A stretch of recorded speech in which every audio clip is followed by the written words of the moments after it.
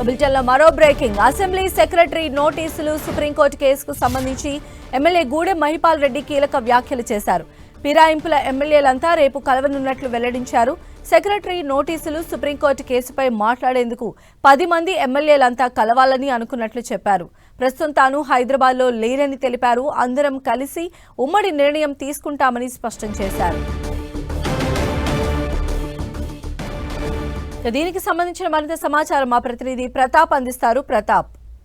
సంధ్య, కాంగ్రెస్ పార్టీలోకి పార్టీ ఫిరాయించి వచ్చిన 10 మంది ఎమ్మెల్యేలంతా కూడా రేపు ప్రత్యేకంగా భేటీ కావాలని నిర్ణయించారు. బీఆర్ఎస్ పార్టీ నుంచి ఎవరైతే 10 మంది కాంగ్రెస్ పార్టీలోకి వచ్చారో వారికి సంబంధించి ఇప్పటికే బీఆర్ఎస్ సుప్రీంకోర్టులో కేసు వేయడం కానీ సుప్రీంకోర్టు కూడా ఈ విషయంలో సీరియస్గా నోటీసులు జారీ చేయాలి, ఒక నిర్ణయం తీసుకోవాలి తొందరగా అంటూ కూడా చెప్పిన నేపథ్యంలో దీనికి సంబంధించి కూడా నిన్న అసెంబ్లీ సెక్రటరీ కూడా వరుసగా ఎవరైతే పార్టీ ఫిరాయించారని కంప్లైంట్ ఉందో సుప్రీంకోర్టులో కేసు నడుస్తుందో ఆ 10 మందికి సంబంధించి కూడా నిన్న నోటీసులు కూడా జారీ చేయడం జరిగింది. ఆ నోటీసులు వచ్చిన నేపథ్యంలో భవిష్యత్ కార్యాచరణ ఎట్లా ఉండాలి ఏందనే దానిపైన కూడా రేపంతా కూడా ఎమ్మెల్యేలు ప్రత్యేకంగా రేపు మార్నింగ్ భేటీ కావాలని చెప్పేసి భావిస్తున్నారు. ఈరోజు ఎమ్మెల్యేలంతా కూడా భేటీ కావాలనుకున్నప్పటికీ కొంతమంది ఎమ్మెల్యేలు కాస్త వాళ్ళ వ్యక్తిగత పనుల వల్ల వేరే ప్లేస్లలో ఉండడంతో ఈరోజు భేటీ కావడానికి వీలు కాలేదని కూడా ఎమ్మెల్యేలు చెప్తున్నారు. గూడెం మహిపాల్ రెడ్డి కూడా మనతో మాట్లాడడం జరిగింది. ఆయన ఒక వేరే అవుట్ ఆఫ్ ద స్టేట్లో ఉన్నాను కాబట్టి తెలంగాణలో లేను, వేరే ప్లేస్లో ఉన్నాను, వ్యక్తిగత పనుల వల్ల వేరే ప్లేస్కి వెళ్ళాల్సి వచ్చింది కాబట్టి రేపు ఖచ్చితంగా భేటీ అవుతాం. దీనికి సంబంధించి ఇప్పటికే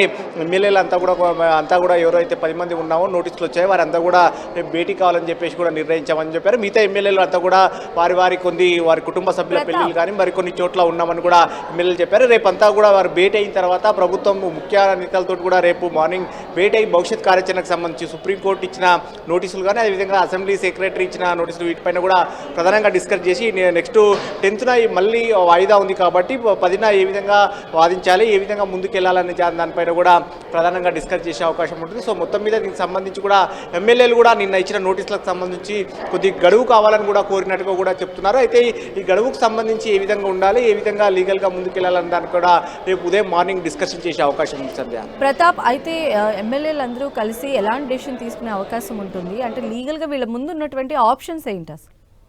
ప్రధానంగా ప్రస్తుతం అయితే వీటికి సంబంధించి ఒక నిర్ణయం తీసుకోవాలి. సుప్రీంకోర్టు కూడా చాలా సీరియస్గా చెప్పిన నేపథ్యంలో వారికి ఇప్పటివరకు నోటీసులు ఇవ్వాలి కాబట్టి వారికి నోటీసులు ఇవ్వాలి.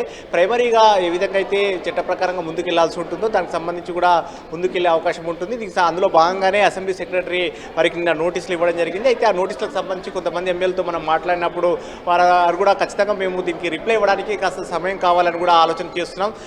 కనీసం ఒక 3 నుంచి ఒక 4 నెలల వరకు సమయం కోరే అవకాశం ఉంటుంది. అయితే దానికి సంబంధించి కోర్టులో కేసు ఉంది కాబట్టి సుప్రీంకోర్టు కూడా దీనికి ఏ విధంగా రియాక్ట్ అవుతుంది అనేది కూడా చూడాల్సింది. అయితే ఫర్దర్గా అందరికీ 10 మందికి సంబంధించి నోటీసులు వచ్చాయి కాబట్టి ఒకసారి కూర్చొని అనుకుంటున్నాం అంటూ కూడా 10 మంది ఎమ్మెల్యేలు భావిస్తున్నారు. సో వాళ్ళందరూ కూడా మాట్లాడుకున్న తర్వాత ప్రభుత్వంలోని పెద్దలతో కూడా దీనికి సంబంధించి కూడా డిస్కషన్ చేసే అవకాశం ఉంటుంది. ఎందుకంటే నెక్స్ట్ ఏ విధంగా వాదించాలి, అసలు ప్రభుత్వ ఆలోచన ఏ విధంగా ఉంటుంది, అదేవిధంగా అసెంబ్లీ సెక్రటరీ దీనికి సంబంధించి అక్కడ ముకుల్ రోహత్గి ప్రభుత్వం తరఫున వాదనలు వినిపిస్తున్నారు కాబట్టి ఏ విధంగా ముందుకెళ్ళాలి, గత కేసులకు సంబంధించి గతంలో రాష్ట్రంలో అంటే ఇతర రాష్ట్రాల్లో జరిగిన ఏవైతే ఉన్నాయో వాటికి సంబంధించిన అన్నింటిని కూడా స్టడీ చేసి ఏ విధంగా ముందుకెళ్లాలని దానిపైన కూడా ఫర్దర్గా ఆలోచిస్తున్నారు. సో మొత్తం మీద రేపు 10 మంది అంతా కూడా రేపు భేటీ కాబోతున్నారు. రేపు భేటీలో వారు ఒక నిర్ణయం తీసుకునే అవకాశం ఉంటుంది. ఆ నిర్ణయం తీసుకొని ముందుకెళ్లే అవకాశం ఉంటుంది. రేపు సాయంత్రం కూడా కాంగ్రెస్ పార్టీకి సంబంధించిన ఎమ్మెల్యేలతో కూడా భేటీ అవుతున్నారు. సో మొత్తం మీద రేపు ఒక బిగ్ డేగా భావించవచ్చు. ఒకవైపు